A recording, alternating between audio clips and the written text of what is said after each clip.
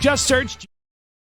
Hello, everyone, and welcome back to the GSMC Fantasy Sports Podcast.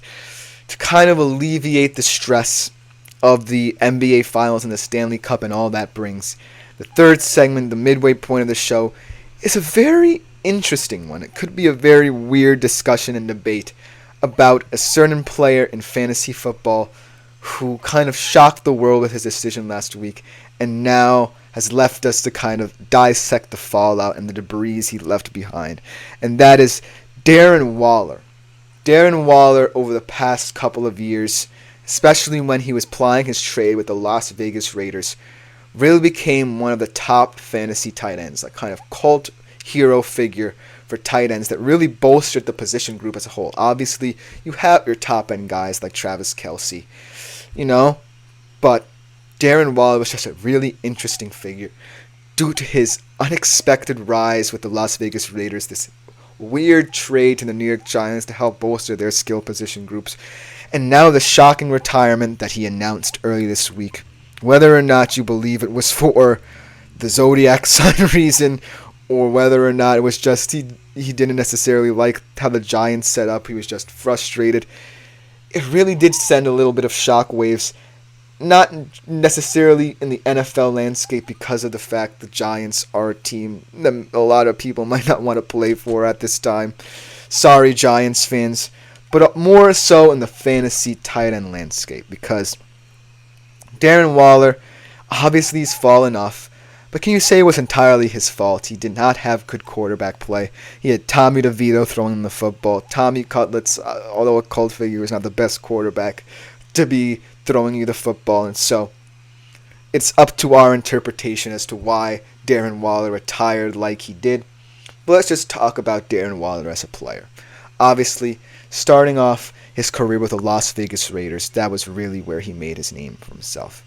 Back-to-back 1,000-yard seasons really gained the attention of so many different fantasy managers because they've been looking for a tight end, kind of not necessarily in the top end of the market, like a Travis Kelce, or now Sam Laporta, or, any, like George Kittle, So Darren Waller breaking out early on in the 2020s really made a huge impact and groundswell in this whole fantasy landscape.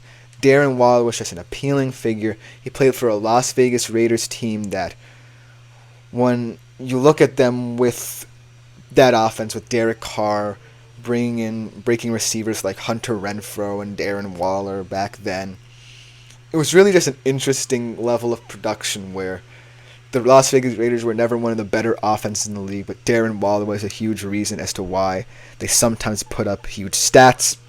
And so, let's just go over some of those stats. In back-to-back years, in 2019 and 2020, when he really broke out, he had over 1,000 yards. He played in the Pro Bowl both those years. He really elevated his status, especially in fantasy. Top 10 tight end in average live drafts in the early stages of his career.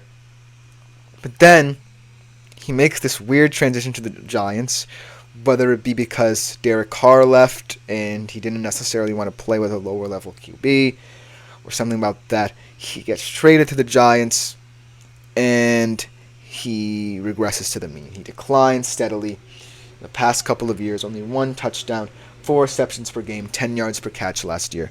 So by no means was he producing at the level people knew he could.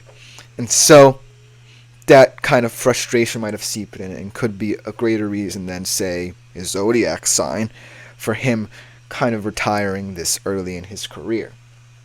Now, what it does for the fantasy landscape, honestly, since his career was kind of falling off at this point in time, maybe it doesn't make as many shockwaves in the fantasy tight end landscape as I choose to believe, but he was still ranked in the top 20 tight ends coming into the season. Obviously, looking at the outlook of the Giants' offense, he could have been expected to be one of their go-to targets as Daniel Jones tries to break in more receivers. Obviously, him coming back injured could have been a huge part of why he was ranked a little bit lower as well, because a guy, especially like Daniel Jones coming back from injury, could have a lot of roller coaster moments as the season goes on.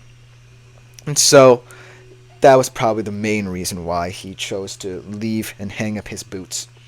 But just looking at the Giants' landscape, you now have a tight end room that really does not have any strong suits in it. Obviously, you have a guy in Daniel Bellinger who could break out, the 2022 lower-end draft pick, mid-round draft pick for them. He had 25 receptions last year for 255 yards. Not terrible considering the Giants' QB situation, but still, it's not necessarily the level of production you would want out of a tight end. And then behind him, you have a rookie out of Penn State in Theo Johnson who hasn't played a snap of NFL football. So that's also a huge concern. And then looking at Daniel Jones' return, the huge question there is, would Daniel Jones have really elevated Darren Waller? And the answer, in my opinion, is I can't really say that for sure.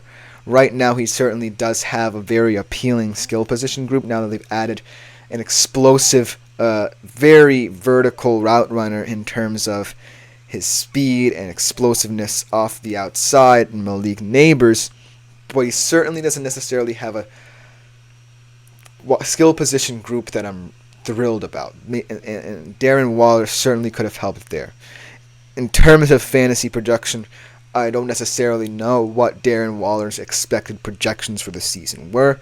They obviously would have been a little bit less than past years, but maybe I'm overthinking this a little bit. Maybe this whole segment is